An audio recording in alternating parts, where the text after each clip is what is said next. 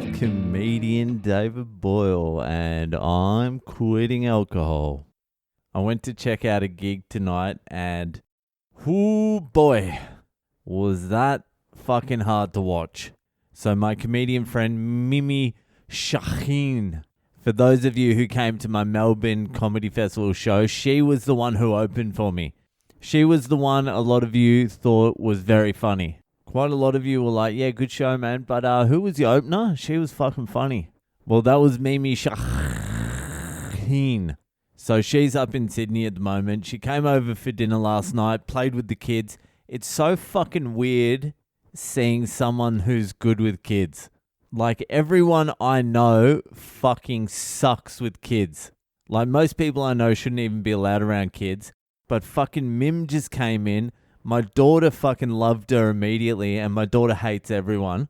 She was doing like origami with my son, making like a paper crane, like a fucking animal crane, the bird. Not a crane. Not a crane fucking old Golden Boom used to fucking operate. Nah, the fucking bird with the wings and shit. So she was making that. My daughter was like climbing on her. My son was like sitting on her lap. And I was like, can you please move in with us? She was better with our kids than we are. And I'm only good with my kids, by the way. You fucking take me away from my kids and put me in like a kid environment. I'm just like, get these little fucks away from me immediately.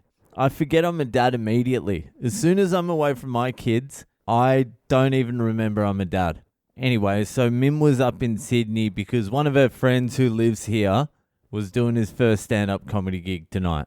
And she wanted to see it, and I wanted to see it too. So I was down at the Sydney Improv Theatre, which is a bad sign to begin with. Generally, as a rule of thumb, not a lot of funny things happen in improv theatres.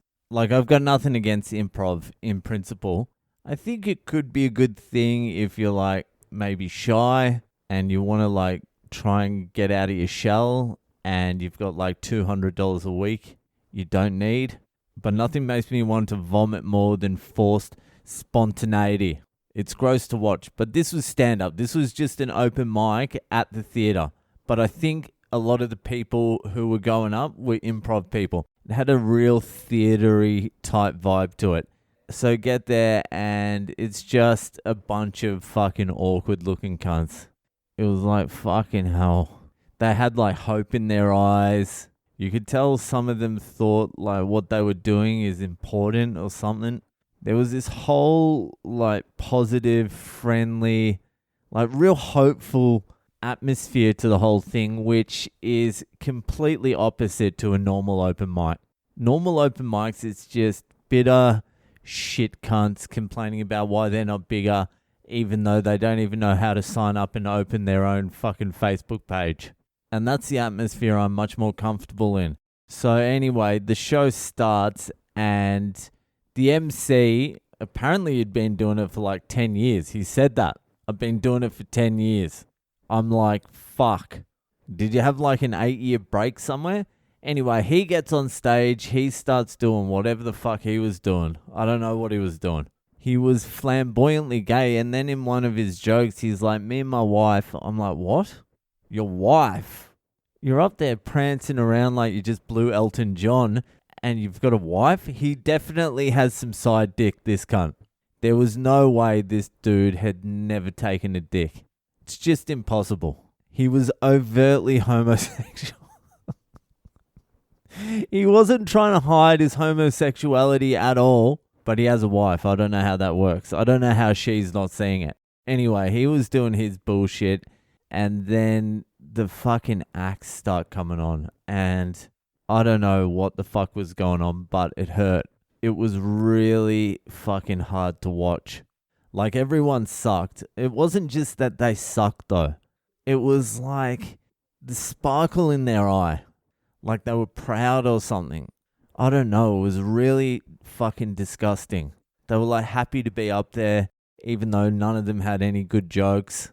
The crowd was supportive as well. They were like giggling and laughing at every little fucking shitty thing. But again, I think it was just the hope. Like they really thought this was the start of something. Like I was squirming in my chair. I really was. I was like, fuck, I can't watch this. I know what happens from here. I know every single little thing that happens to you cunts for the next decade. And it's not fucking good. If I could only communicate exactly what I know to you. And if you would listen, you would never ever do comedy again. If you really listened. I just wanted to get on the stage and take the mic and just go, this is nice. It's nice. You all look hopeful. You all look like good people. You look like good people, most of you. Some of you look like pieces of shit, but most of you look like good people. Have a nice night here. Tick it off your bucket list. I did stand-up comedy. Just tell everyone you smashed. Say you got a standing ovation. You got fucking carried out of the fucking theater. Just come up with anything. But whatever you do, once you walk out the front door tonight, that's it. Comedy's over for you. And I'm not saying this because I don't think you're potentially funny, although most of you are not even potentially funny. I'm saying this because even if by some miracle, 1 in a million fucking long shot, you do somehow manage to make a career of comedy, it's still not worth it. That hope that's in your eyes now, that little sparkle you've still got, it doesn't even take that long for the sparkle to disappear. I'm talking like a year doing open mics. That will be gone. You'll just be another bitter failure like the rest of us. Do something of value for humanity. Do something other than comedy. This is me right now trying to do something good for humanity. I'm trying to save souls here. Just do something other than comedy. There's so many other things the world needs more right now than another fucking burnout fucking comedian with a mental illness. Please, I beg of all of you, never ever step on stage ever again. Promise me. Promise me now. It was just fucking brutal. I just don't like seeing good people succumb to the delusion, which is stand-up comedy. Stand-up comedy is really only for a certain very deranged, hugely narcissistic, severely mentally ill individuals. It shouldn't be done by well put together people. Saying you're a comedian should be like really admitting you're a complete fuck up.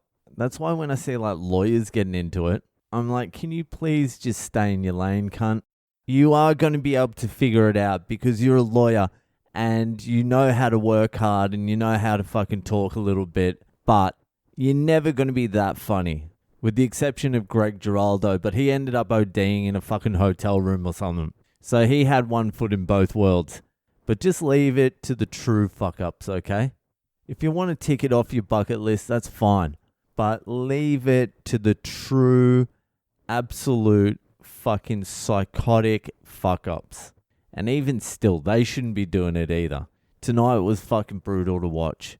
Not the jokes, just the hope. Anyway, that'll do for tonight. If you're enjoying the podcast, share it around, and I'll see ya the fuck later.